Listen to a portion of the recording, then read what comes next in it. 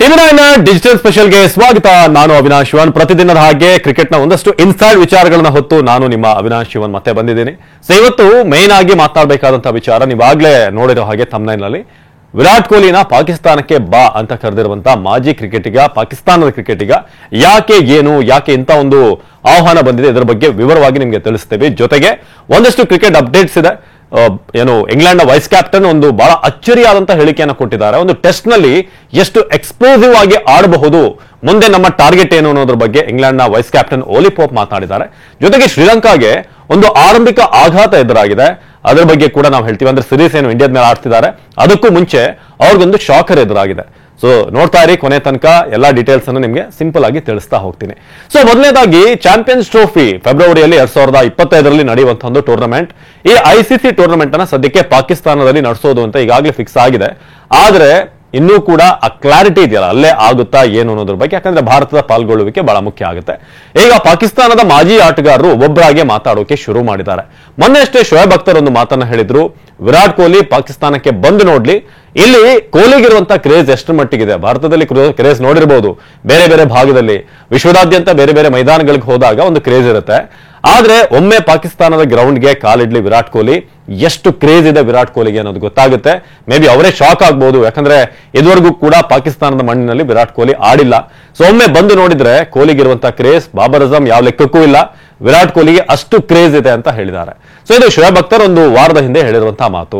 So ಅದಾದ್ಮೇಲೆ ಹಸನ್ ಅಲಿ ಅನ್ನುವ ಒಬ್ಬ ಆಟಗಾರ, ಅವರದೇ ಬೌಲರ್, ಒಂದಷ್ಟು ಕಾಮಿಡಿ ಮಾಡಿದ್ದು ಆಯ್ತು. ನಾವು ಭಾರತವನ್ನ ಬಿಟ್ಟು ಚಾಂಪಿಯನ್ಸ್ ಟ್ರೋಫಿಯನ್ನು ಆಡಿಸ್ತೀವಿ, ಅವ್ರು ಬರದೇ ಹೋದ್ರು ಕೂಡ ನಮಗೆ ಗೊತ್ತು ಹೇಗೆ ಟೂರ್ನಮೆಂಟ್ ಅನ್ನ ನಡೆಸೋದು ಅಂತ ಒಂದು ಕಾಮಿಡಿ ಮಾಡಿದ್ದ. ಬಿಡಿ, ಅಂತವ್ರನ್ನೆಲ್ಲ ಸೈಡಿಗೆ ಇಡೋಣ.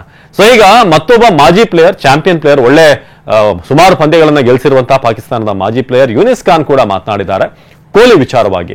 ವಿರಾಟ್ ಕೊಹ್ಲಿ ವಿಚಾರವಾಗಿ ಅವ್ರು ಹೇಳ್ತಾರೆ, ವಿರಾಟ್ ಕೊಹ್ಲಿ ಹೇಗೆ ಶೋಯಬ್ ಅಖ್ತರ್ ಹೇಳಿದ್ರು ಹಾಗೇನೆ ಯೂನಿಸ್ ಖಾನ್ ಕೂಡ ಹೇಳೋದು, ಒಮ್ಮೆ ಪಾಕಿಸ್ತಾನಕ್ಕೆ ಕೊಹ್ಲಿ ಬಂದ್ರೆ ಒಂದು ರೀತಿ ಅವರ ಕಂಪ್ಲೀಟ್ ಕೆರೀರ್ ಏನಿದೆ ಅದೆಲ್ಲವೂ ಕೂಡ ಫುಲ್ಫಿಲ್ ಆಗುತ್ತೆ, ಅವರ ಒಂದು ಕೆರೀರ್ ಕಂಪ್ಲೀಟ್ ಆಗುತ್ತೆ. ಎಲ್ಲಾ ನೆಲದಲ್ಲೂ ಕೂಡ ಆಡಿದ್ದಾರೆ, ಎಲ್ಲಾ ಪಿಚ್ ನಲ್ಲೂ ಕೂಡ ಅವರು ಪ್ರೂವ್ ಮಾಡಿ ತೋರಿಸಿದ್ದಾರೆ. ವಿರಾಟ್ ಕೊಹ್ಲಿ ಪಾಕಿಸ್ತಾನಕ್ಕೆ ಬಂದ್ರೆ ಅವರ ಓವರ್ ಆಲ್ ಕೆರೀರ್ ಏನಿದೆ ಅದರಲ್ಲಿ ಏನೊಂದು ಬಾಕಿ ಉಳಿದಿದೆಯಲ್ಲ ಅದು ಫುಲ್ಫಿಲ್ ಆಗುತ್ತೆ. ಅಭಿಮಾನಿಗಳಿಗೂ ಕೂಡ ಖುಷಿ ಆಗುತ್ತೆ, ಪಾಕಿಸ್ತಾನಿಗಳಿಗೂ ಕೂಡ ಖುಷಿ ಆಗುತ್ತೆ. ಪಾಕಿಸ್ತಾನ ನೆಲದಲ್ಲಿ ವಿರಾಟ್ ಕೊಹ್ಲಿ ಆಡುವಂಥದ್ದು ಬಾಕಿ ಇರೋದು, ಅವರ ಕೆರೀರ್ ನಲ್ಲಿ ಎಲ್ಲವನ್ನೂ ಕೂಡ ಸಾಧನೆ ಮಾಡಿದ್ದಾರೆ. ಸೆಂಚುರಿಗಳ ರೆಕಾರ್ಡ್ ಇರಬಹುದು, ಬೇರೆ ಬೇರೆ ಪಿಚ್ ನಲ್ಲಿ ಆಡುವಂತಹ ರೀತಿ, ಬೇರೆ ಬೇರೆ ರಾಷ್ಟ್ರಗಳ ವಿರುದ್ಧ ದಾಖಲಿಸಿರುವಂತಹ ಇನ್ನಿಂಗ್ಸ್ ಗಳಿರಬಹುದು, ಇದೆಲ್ಲವೂ ಕೂಡ ಆಗಿದೆ. ಒಂದು ಬಾಕಿ ಇರೋದು ಪಾಕಿಸ್ತಾನ ನೆಲದಲ್ಲಿ ಅವರು ಆಡ್ಲಿ ಅನ್ನೋದು. ಸೊ ಇದು ಈಗ ಯೂನಿಸ್ ಖಾನ್ ಕೊಟ್ಟಿರುವಂತಹ ವೆಲ್ಕಮ್. ಸೊ ಆರಂಭದಲ್ಲಿ ಪಾಕಿಸ್ತಾನಕ್ಕೆ ಬಾ ಅಂತ ಕರೆದಾಗ ಎಲ್ರಿಗೂ ಕೂಡ ಆಶ್ಚರ್ಯ ಆಗಿತ್ತು, ಯಾಕೆ ಅಂತ. ಆದ್ರೆ ಯೂನಿಸ್ ಖಾನ್ ಒಂದು ಸರಳವಾದಂತಹ ಒಂದು ವಿಚಾರವನ್ನು ತಿಳಿಸಿದ್ದಾರೆ, ಇಲ್ಲಿ ಬಂದು ಆಡಿದ್ರೆ ವಿರಾಟ್ ಕೊಹ್ಲಿ ಅವರ ಕ್ರೇಜ್ ಜೊತೆಗೆ ಅವ್ರಿಗೂ ಕೂಡ ಒಂದು ಸ್ಯಾಟಿಸ್ಫ್ಯಾಕ್ಷನ್ ಇರುತ್ತೆ. ನಾನು ಎಲ್ಲಾ ಭಾಗದಲ್ಲೂ ಕೂಡ ಆಡಿದ್ದೀನಿ, ಎಲ್ಲಾ ರಾಷ್ಟ್ರಗಳಲ್ಲೂ ಕೂಡ ಆಡಿದ್ದೀನಿ ಅನ್ನೋ ಒಂದು ಸ್ಯಾಟಿಸ್ಫ್ಯಾಕ್ಷನ್ ಇರುತ್ತೆ ಅಂತ ಇದು ಯೂನಿಸ್ ಖಾನ್ ಹೇಳಿದಂತಹ ವಿಚಾರ.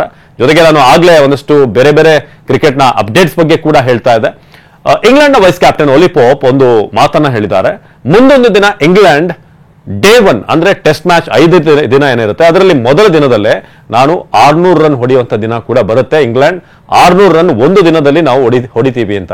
ಸೊ ಇದು ನಿಜಕ್ಕೂ ಬಹಳ ಅಚ್ಚರಿ ಹೇಳಿಕೆ, ಯಾಕಂದ್ರೆ 90 ಓವರ್ ಇದೆ, ಯಾರು ಕೂಡ ಡೇ 1 ಅಲ್ಲಿ ಅಥವಾ ಡೇ 2 ಯಾವ್ದಾದ್ರೂ ದಿನದಲ್ಲಿ 600 ರನ್ ಹೊಡೆದಿಲ್ಲ.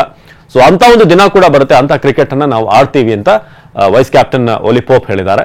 ಸೊ ಇನ್ನೊಂದ್ ಕಡೆ ಶ್ರೀಲಂಕಾಕ್ಕೆ ಆರಂಭದಲ್ಲೇ ಒಂದು ಶಾಕ್ ಅಂತ ಏನು ಆರಂಭದಲ್ಲಿ ನಾನು ಹೇಳಿದೆ, ಅದು ದುಷ್ಮಂತ ಚಮೇರಾ ಅವರ ಮೇನ್ ಪೇಸರ್ ಟೂರ್ನಿಯಿಂದ ಹೊರಗಡೆ ಬಿದ್ದಿದ್ದಾರೆ. ಸೊ ಆ ಮೂಲಕ ಶ್ರೀಲಂಕಾ ಆಲ್ರೆಡಿ ಭಾರತದ ಒಂದು ಲೈನ್ಅಪ್ ನೋಡಿದಾಗ ಶ್ರೀಲಂಕಾ ಸ್ವಲ್ಪ ವೀಕ್ ಆಗಿ ಇದೆ. ಆದ್ರೆ ಚಮೀರಾ ಕೂಡ ಹೋಗಿರುವಂತದ್ದು, ಅವರಿಗೆ ಪೇಸ್ ಅಟ್ಯಾಕ್ ನಲ್ಲಿ ಸಮಸ್ಯೆ ಆಗುತ್ತೆ ಈಗ, ಯಾಕಂದ್ರೆ ಪತಿರಾಣ ಮುಂತಾದಂತಹ ಬೌಲರ್ಗಳು ಈಗ ಹೆಚ್ಚಿನ ಜವಾಬ್ದಾರಿಯನ್ನ ತೋರಿಸಬೇಕಾಗುತ್ತೆ. ಇದು ಶ್ರೀಲಂಕಾಕ್ಕೆ ಆರಂಭದಲ್ಲಿ ಆಗ್ತಿರುವಂತಹ ಒಂದು ಆಘಾತ ಅಂತ ಹೇಳ್ಬೋದು. ಇದರ ಜೊತೆಗೆ ಇನ್ನೊಂದು ವಿಚಾರ ಹೇಳಬೇಕು, ಇವತ್ತು ಮಹಾರಾಜ ಟ್ರೋಫಿ, ಕರ್ನಾಟಕದ ಟ್ಯಾಲೆಂಟ್ ಗಳನ್ನ ಹೊರಗಡೆ ತೆಗೆಯುವಂತಹ ಟ್ರೋಫಿಯ ಆಕ್ಷನ್ ಇವತ್ತು ಇನ್ನೊಂದು ಕೆಲವು ಹೊತ್ತಿನಲ್ಲಿ ಆರಂಭ ಆಗುತ್ತೆ. ಸೊ ಯಾರ್ಯಾರು ಯಾವ್ಯಾವ ಟೀಮಿಗೆ ಹೋಗ್ತಾರೆ ಇದೆಲ್ಲದರ ಬಗ್ಗೆ ಕೂಡ ನಾಳೆ ವಿಡಿಯೋದಲ್ಲೂ ಕೂಡ ನಾನು ತಿಳಿಸ್ತೀನಿ. ಸೊ ನಿಮ್ಮ ನೆಚ್ಚಿನ ತಂಡ ಯಾವುದು ಮಹಾರಾಜ ಟ್ರೋಫಿಯಲ್ಲಿ, ನಿಮ್ಮ ಊರು ಯಾವುದು ಅದನ್ನ ಕಮೆಂಟ್ ಮಾಡಿ. ಹಾಗೇನೆ ಈ ಪಾಕಿಸ್ತಾನಕ್ಕೆ ವಿರಾಟ್ ಕೊಹ್ಲಿ ಹೋಗ್ಬೇಕಾ, ಹೋದ್ರೆ ಹೇಗಿರುತ್ತೆ, ಇದರ ಬಗ್ಗೆ ಕೂಡ ನಿಮ್ಮ ಅಭಿಪ್ರಾಯವನ್ನ ದಯವಿಟ್ಟು ನಮಗೆ ತಿಳಿಸಿ.